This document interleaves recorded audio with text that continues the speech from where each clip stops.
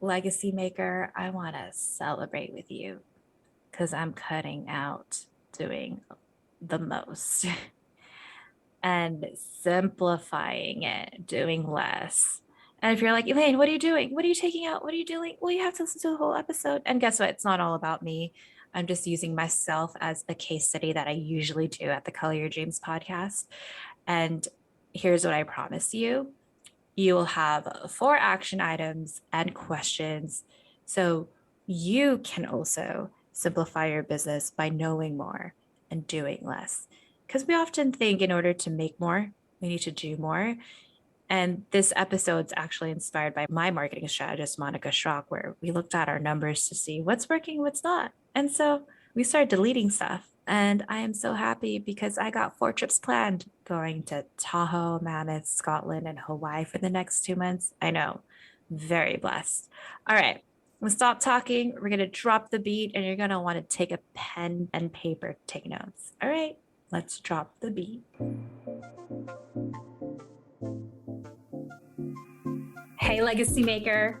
I'm your host and MC, Elaine Lucardis, business and career coach for women of color and allies. And welcome to the Color Your Dreams podcast, where we have conscious conversations to help you create a business or career that is sustainable, abundant, and equitable to the lifestyle you deserve.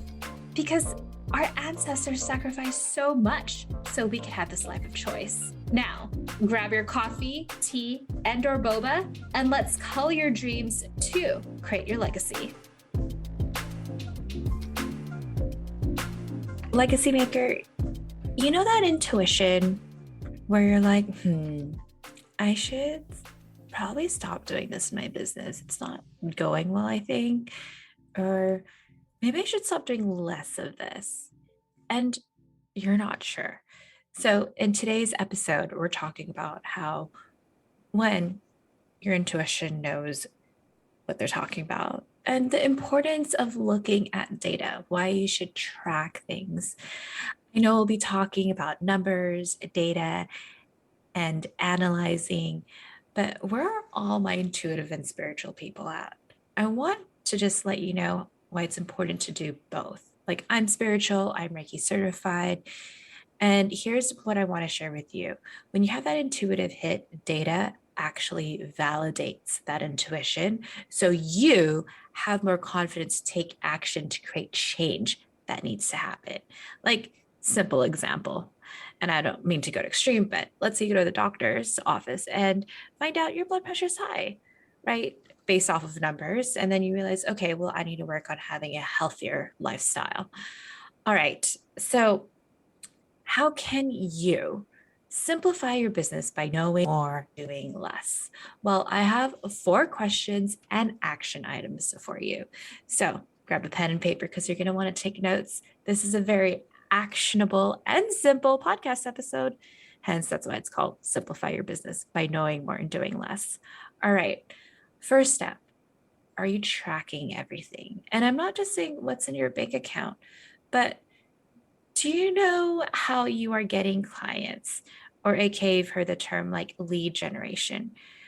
Or maybe it's not social media, it's referrals. But are you tracking? And if you're doing more than one social media platform, I even suggest tracking that. I know Gary Vee or a lot of big names say be everywhere, do everything. But remember, they have big teams.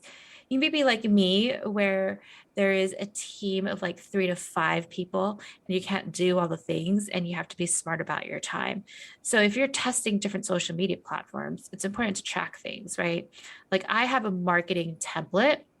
I'm actually working on creating a template for my own clients to track things like Instagram, Facebook, TikTok, Twitter, emails, whatever you're using. For me, it's Instagram, do a little bit Facebook. I'm doing LinkedIn and emails, and obviously podcasting. I track everything. And what I mean by tracking everything, in the content that you've created, do you even know what your top 3 to 5 posts or reels or videos are?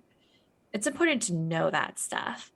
And like, for example, I was talking to a client. She has a million followers, which is amazing. And she came to me and asked me, I need work on my marketing and social media plan. I'm like, okay, before we even create any plan, not just for her, but even for you listening and for me, we need to figure out what's working and what's not working. But realized for her, it was certain reels that were showing up. I'm like, okay, do you know which reels brings in the most sales? And then she responded back, no. I'm like, okay, I want you to go back. And sure, Instagram may not share with you when you make sales, but it's putting the data together, looking at when she gets notifications, when she's getting clients, what day did she put a reel and when did she realize she was getting more sales? Because obviously it was that IG reel that created traction. That's what I mean by the importance of tracking everything. And then when you start seeing the specific content that is working, it's reusing it. And I have a lot of clients, including myself. About 85% of my business comes from referrals and renewals. It's not so much social media. So it's even just keeping track of the relationships that I am creating and that I am having and nurturing. That's why it's important to track everything. So the second question / action item, are you looking at what is working for you? When you look at your data, this helps because Goldie Shiny Object Syndrome is real. Like, oh my gosh, I have to do this or that. I just finished doing a 1-day retreat with my inner circle clients. And what we were realizing with one of my clients, she had this pressure of, I need to create the sales page for my new one-to-one program. And I'm like, okay, well, let's look back at what has worked for you. So how have you gotten clients before? Through referrals, through relationships, speaking gigs, when I share things on Instagram, inspiration, like educational pieces. Did any of it come from your website or sales page? And she was like, no. Then focus on what continues to still work. So often we think we need to do more, but here's what I want you to hear. When you're looking at your data, you're figuring out what is working and focusing on that. Even for me in my business, this is why this episode was inspired to be created. I did a marketing analysis with Monica Schock, who is my marketing strategist and also one of my clients. You could check out an episode we did on how to be less dependent on social media, episode 4 of the Color Your Dreams podcast. And we were even realizing no one. So I just said, I work 2 ways with clients, right? It's one-to-one or my Color Your Dreams inner circle for folks who are already making consistent income or seasoned in their business and career. And no one goes through my inner circle website page to work with me. People just book calls. All that needs to happen is for people to book a call with me. And the calls are where the magic happens for me. And by the way, if you want to book a call with me, you can go to elainelu.com/call. And the reason being is because I don't treat it like I need to convert this person, right? It's literally like a review and audit call. It's a legacy business and career review call where for 30 minutes, people get to experience my coaching style. I let them know in the beginning of that call, my intention is for you to experience my coaching and for you to get 3 action items and understand what your goals are, what your challenges are. And by the end of it, if it's a good fit to work together, great. We could continue talking about how it looks like to work together. If it's not a great fit, great. I can refer you to other people. And those calls really work well for me.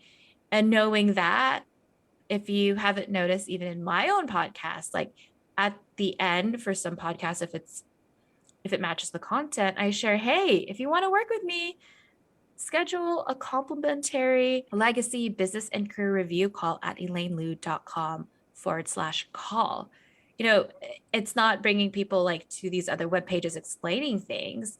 It's so simple. Like literally, regardless if you want to do a call with me or not, go to that web page. It is the simplest web page on my website because it's a button and times and dates that I'm available to do a call, as opposed to my other web pages where it's longer. And actually, that's what I mean about even doing less. We realize, there's probably too much content on my own website that I need to simplify more.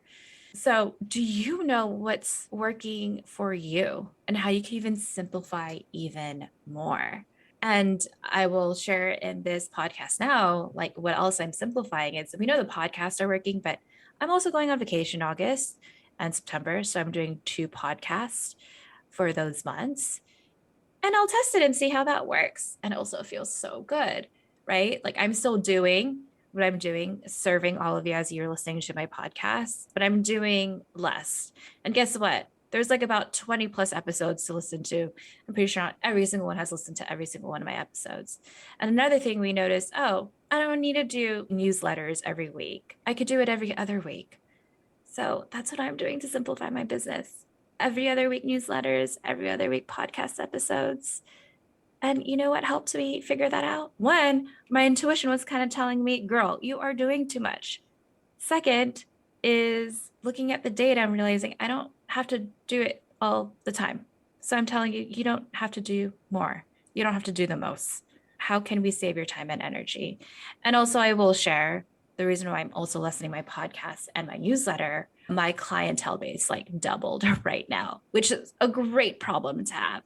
So we're even looking this summer on how we could create more efficient systems, and we're looking at how that directly correlates with the success of my clients. That's super important. I'll do another podcast episode on that, on how like I'm analyzing things, really asking the tough question, is this fluff or is this what's needed for my client?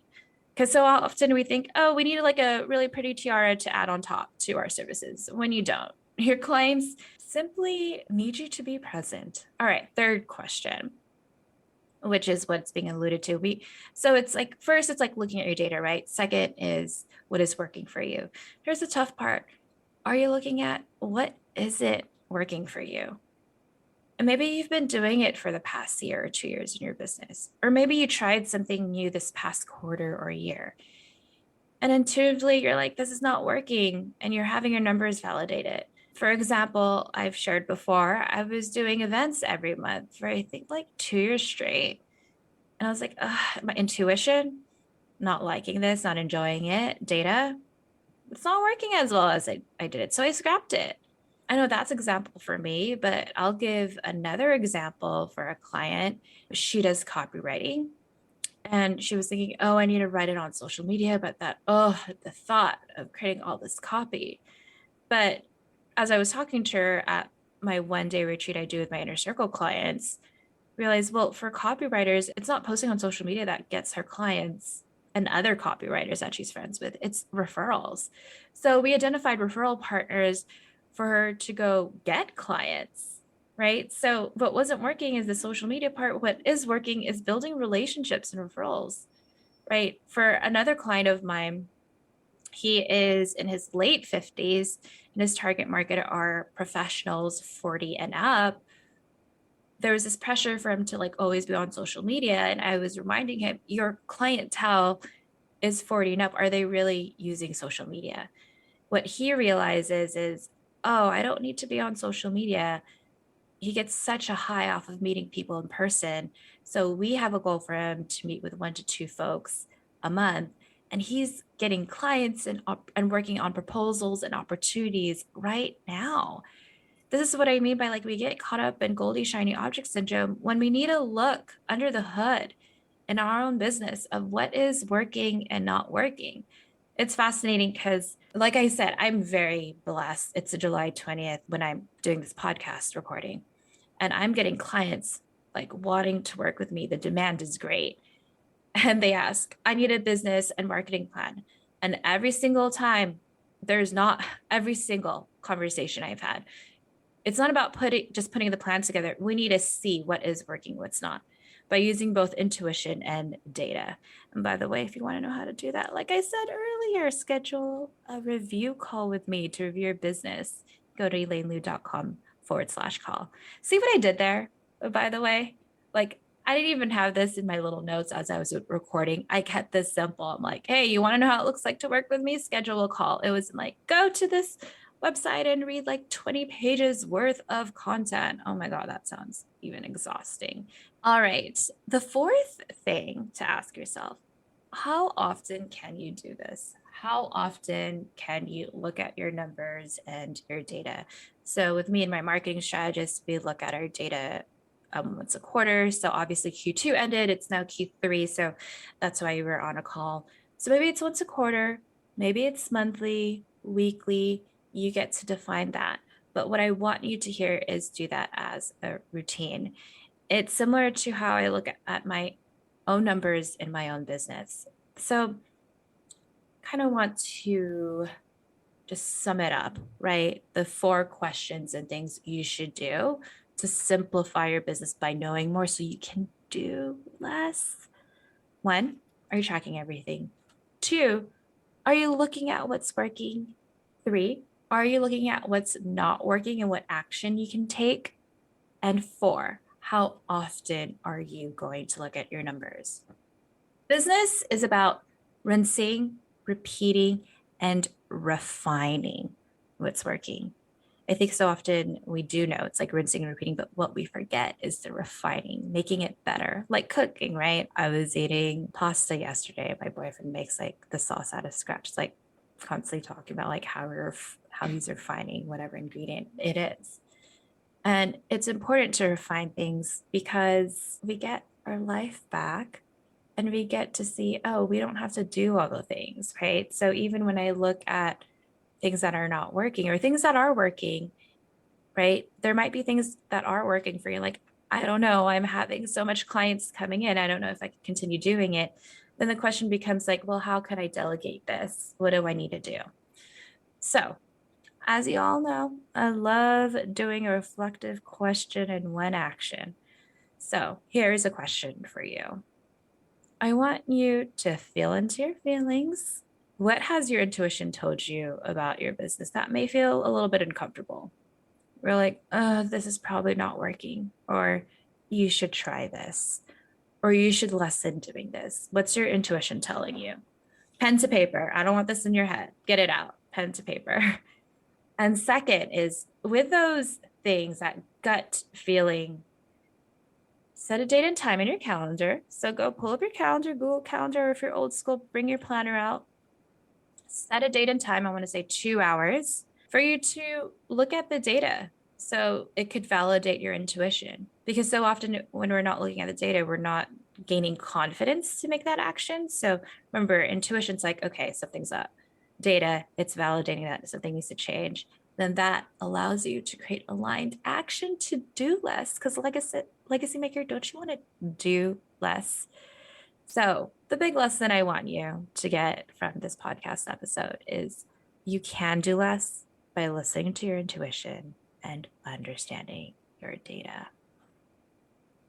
Legacy maker, if you have big goals in your business, but you are feeling overwhelmed and unaligned, and you want to know that it's possible to do 2 things, right? Which we talked about in this episode. 1, listen to your intuition. 2, understand your data so you can create aligned decisions in your business so your business revolves around your life. Well, if you want to see how it looks like to work together, schedule a complimentary 30-minute legacy business review call. You go to ElaineLu.com/call, where we'll identify your personal and professional goals that you're going to create. We're going to review your current pricing and packages and see what needs to be edited to fit your dream lifestyle. And you'll receive 3 action items. So go to ElaineLu.com/call. And if you're not on my email list, get on it. You could go to ElaineLu.com/join, where every other Monday you receive a wonderful newsletter from me. Legacy Maker, if you love this Call Your Dreams episode, we would love it if you can leave a rating and review on Apple, so more women of color and allies can benefit too. And if you have 1 or 2 friends that would get so much from this particular episode, please share. The intention behind the Call Your Dreams podcast was to contribute and give back to our people. All right. We'll see you next Thursday for our newest Call Your Dreams episode. And don't forget to call your dreams to create your legacy.